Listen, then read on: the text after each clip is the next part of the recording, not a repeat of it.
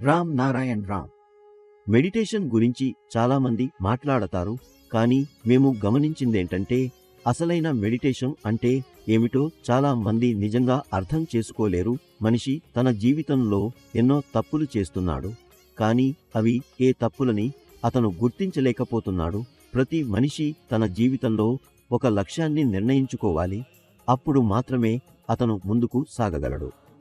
ప్రతి మనిషి ఈ భూమిపై తనతో పాటు తన ధర్మాన్ని కూడా తీసుకుని జన్మిస్తాడు. అయినా కూడా ధర్మం కోసం పరిగెత్తుతూనే ఉంటాడు. భూమిపై ఉన్న ప్రతి వస్తువు అన్ని మనుషుల కోసమే. కానీ కొంతమంది వారు కలిగిన శక్తిని, తెలివిని, రాజకీయాన్ని, రాజ్యాంగాన్ని ఉపయోగించి వాటిని వేర్వేరు గావించి వేశారు. ఇదే మనం ఎదుర్కొంటున్న పెద్ద సమస్య. బంగ్లాదేశ్ అనే చిన్న దేశంలో ప్రజలు భ్రష్టాచారానికి వ్యతిరేకంగా గళమెత్తారు. వారి పోరాటం అంత తీవ్రమైంది. అది చూసి షేక్ హసీనా భారత్కి పారిపోవాల్సి వచ్చింది.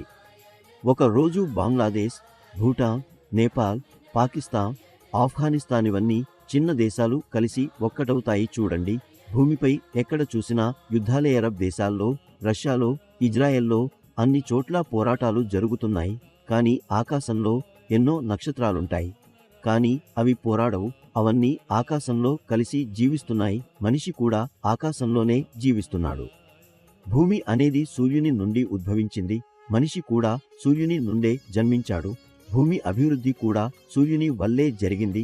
సూర్యుడే మన అందరి ఆదిపిత, ఆదిమాత. కానీ అందరి తండ్రి ఆకాశం. ఆ ఆకాశం యొక్క అసలైన పేరు రామ్ నారాయణ్ రామ్.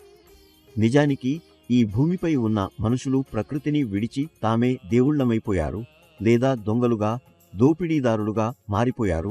వారు అందరూ ఒక రోజు మరణిస్తారు. ఇప్పుడు భూమిపై జరుగుతున్న ప్రతిదీ అందరినీ ఒక్కటిగా చేయడానికి జరుగుతోంది.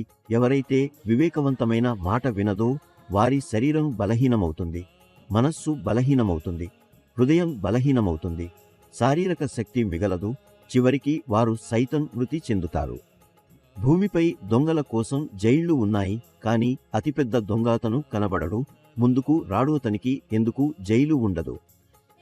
ప్రతి నాయకుడు ఎన్నికల సమయంలో ప్రజల వద్దకు వచ్చి ఓట్లు అడుగుతారు, గొప్ప గొప్ప మాటలు చెబుతారు, కానీ గెలిచిన తరువాత ఒకటి కూడా అమలు చేయరు. అయినా ప్రజలు వారికే ఓట్లు వేస్తారు, ఎందుకంటే వారు తాము స్వయంగా బానిసలుగా మారాలని అనుకుంటున్నారు. ఇప్పటికీ హిందువులు ముస్లింల మధ్య పోరాటం కొనసాగుతోంది. ఈ విషయాల్లో అతిపెద్ద మూర్ఖుడు ముస్లిం. ఎందుకంటే వారు తాము షియా, సున్నీ అంటూ విడిపోయి పరస్పరం పోరాడుతున్నారు.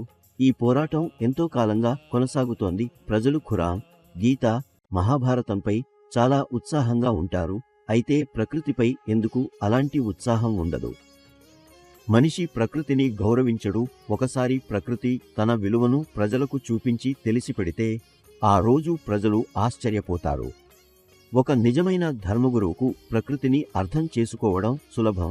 ఎందుకంటే ప్రజలు ఆయన మాటలను శ్రద్ధగా వింటారు. చెట్లు, మొక్కలలో కూడా ప్రాణం ఉంది, వారిలో కూడా మనస్సు ఉంది, ఆకలి ఉంది. ఒకే స్థలంలో నిశ్శబ్దంగా నిలబడి ఉంటారు. వారు స్వార్థం లేకుండా మానవుల కోసం సేవ చేస్తారు. అయినా మనిషి వారికి అర్థం చేసుకోడు. మనిషి శరీరం కూడా భూమికి చెందిన ఒక భాగం. ప్రజలు ధ్యానం చేయాలి. ధ్యానం చేస్తే మనస్సు ప్రశాంతమవుతుంది, వివేకం పెరుగుతుంది, శ్రేయస్సు సిద్ధించుతుంది.